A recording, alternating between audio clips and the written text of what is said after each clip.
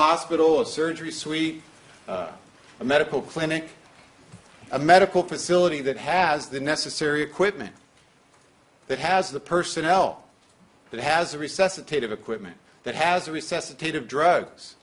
This is where propofol is used, not here, not in an upstairs bedroom, without any of such necessary equipment and care. So we know what propofol does. We know it's only used in a highly monitored setting. And we know without doubt from the people's experts that the setting represents an extreme violation of the standard of care. This is basic common sense. There's no backup. There's no emergency equipment. Propofol is not utilized in a bedroom. No one had ever heard of propofol being used in a bedroom ever until Conrad Murray did it to Michael Jackson. It's an egregious, extreme deviation from the standard of care. It is gross negligence, and it is a direct cause of Michael Jackson's death, the setting in which this was done. Had it been done in a hospital, you have the emergency equipment. You have what you need. You have personnel. You have airway management tools. This is criminal negligence. Criminal gross negligence. But we know there's multiple violations of the standard of care. We know it's not indicated for the treatment of insomnia. And you remember Dr. White put forth, or Mr. Flanagan asked the people's experts about this insomnia study. I believe it was out of Taiwan.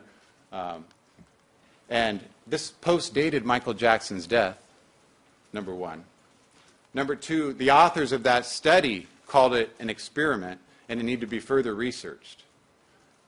It had multiple safety precautions in place, such as all the monitoring, the fasting, the exclusion of other drugs, IRB ethical approval for the study. So it was done in a setting where it had all the necessary precautions, but the authors of that study said it's an absolute experiment and needs to be studied further. It does not create a standard of care. It didn't even exist in June 2009. Propofol is in no way indicated for the treatment of insomnia. What the experts testified to is what Conrad Murray was doing was a pharmaceutical experiment on Michael Jackson. It was an experiment. If 2010 it's studied for insomnia, if in 2010 it's an experiment, it surely was an obscene experiment on June 25th, 2009 by a doctor who has no knowledge or basis of training in sleep medicine. This is an extreme deviation. This is gross criminal negligence. Continuous medical monitoring equipment. You heard a great deal about the heart monitors that are needed, the pulse oximetry, the capnography, the blood pressure. All of these things need to be constantly monitored because we know from every expert, called by the defense or the people, that bad things can happen quickly when you're using propofol. Propofol is a wonderful drug if used appropriately. Bad things can happen quickly. Respiratory depression and death. If you don't know what you're doing and you're not in the appropriate setting with the appropriate equipment. This is criminal negligence. Immediate access and the ability to use resuscitative equipment.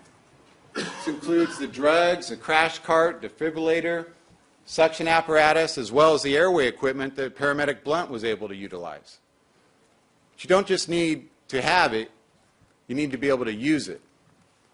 And I reference that being the ambu bag laying on the floor, which Conrad Murray never makes any mention of using. We know from the Seacoast records it hadn't even been ordered until some time, I believe in June. But you have the records back in the deliberation room. But he says he went straight to compressions and mouth-to-mouth, never once mentioning the ambu bag. No suction apparatus, no crash cart with the necessary drugs, no automatic defibrillator, none of the airway equipment one would need and require in order to safely manage an emergency as a result of propofol. This clearly is criminal gross negligence, and extreme deviation from the standard of care.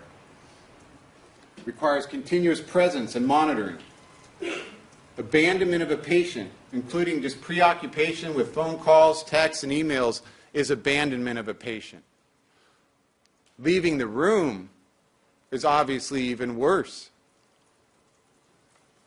But you need constant visual observation of your patient. You do not leave your patient alone in this condition.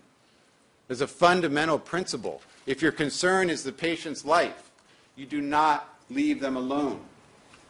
That's why in the hospital setting we learn they have the backup personnel, all the audible equipment, all the equipment available, including people, including eyes on the patient, because bad things happen very, very quickly.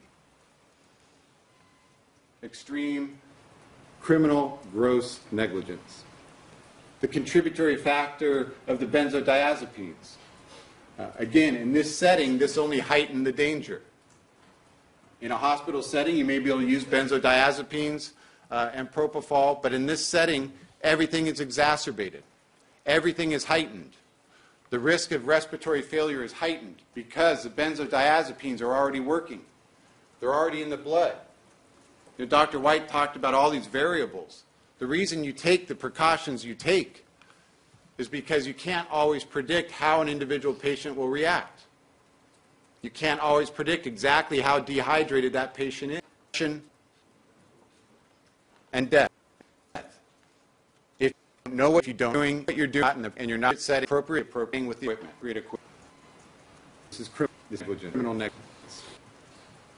Acts immediate in the ability to use excessive equipment. Includes drugs, the drush cart, the crash defibrillator, suction apparatus, and apparatus as well equipment. Airway paramedic that was able to bluntlize to utilize. You don't just have it, you need to use it, be able to use it.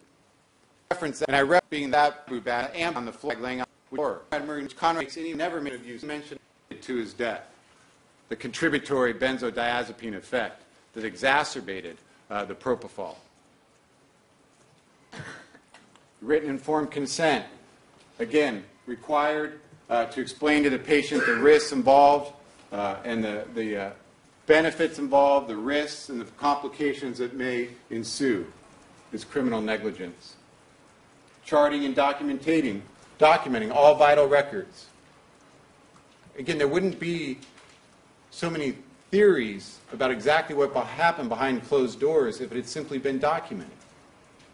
Conrad Murray was all too willing to record Michael Jackson on May 10th on his iPhone, but not a single piece of paper documenting the dosages, the vital signs, the amount of propofol, the times propofol was given, the times the lorazepam or midazolam or Valium was given.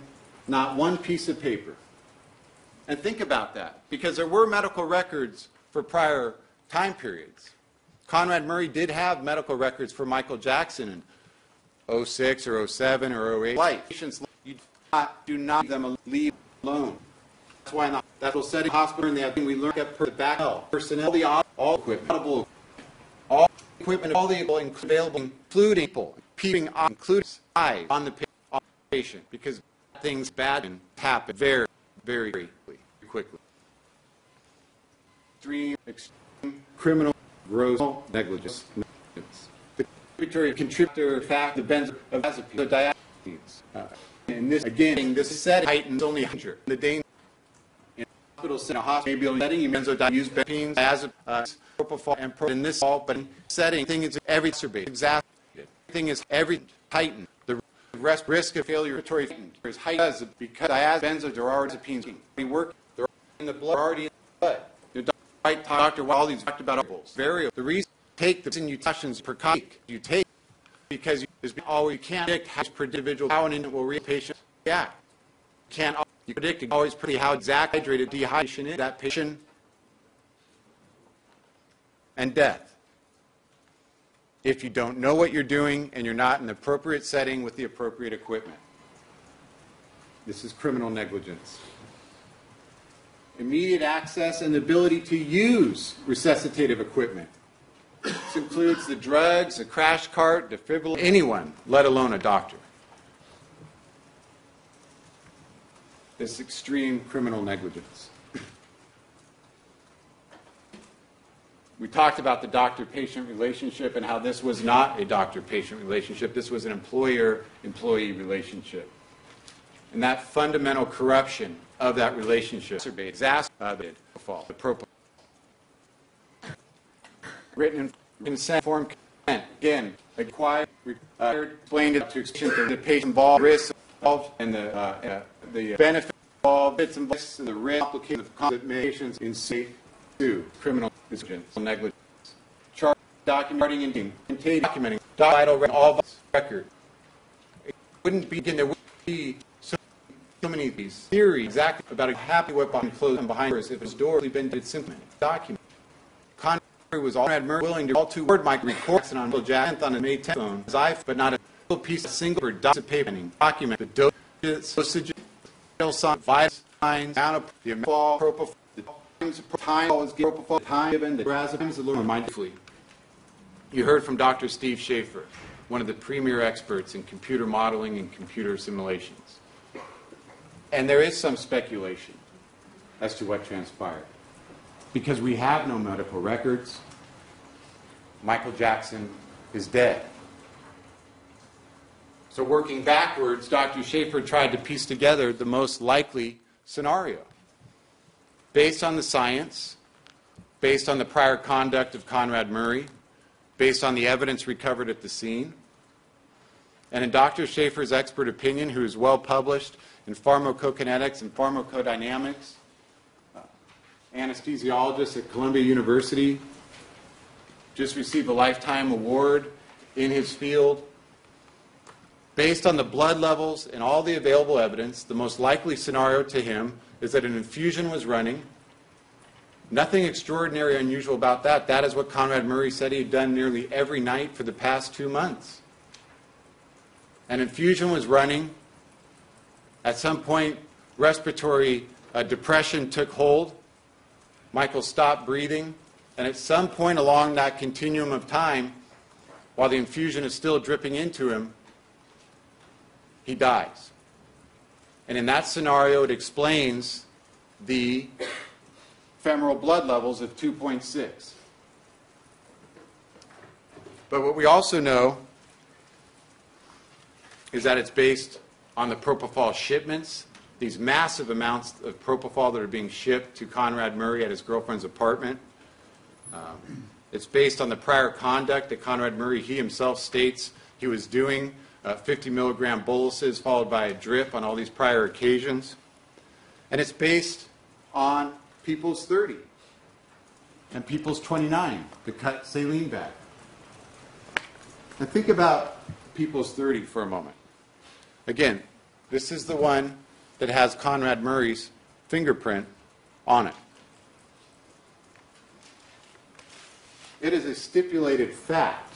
It is a fact that this label, this hanging tab, was unused and intact on June 25th, 2009. Now, they tend to reapply themselves, but this is a fact that has been stipulated by the people and the defense, that this hanging tab was unused and intact on June 25th, 2009. Well, Dr. White himself testified that this is a spike hole on top, that this hole is from a spike, an infusion line spike. This bottle was hung upside down with a spike in it. And it's a stipulated fact that this plastic hanging tab was unused and intact on June 25th, 2009. Does it seem that extraordinary or unusual that this had been placed in the cut saline bag that Alberto Alvarez saw and that Alyssa Fleek recovered from the blue Costco bag? This plastic tab was not used. This, according to Dr. White, is a spike hole. This was spiked with an infusion line. It had to have been upside down to drain through that spike hole. The only reasonable interpretation of the evidence is that it was because it was hanging in that saline bag. Now, if you remember in the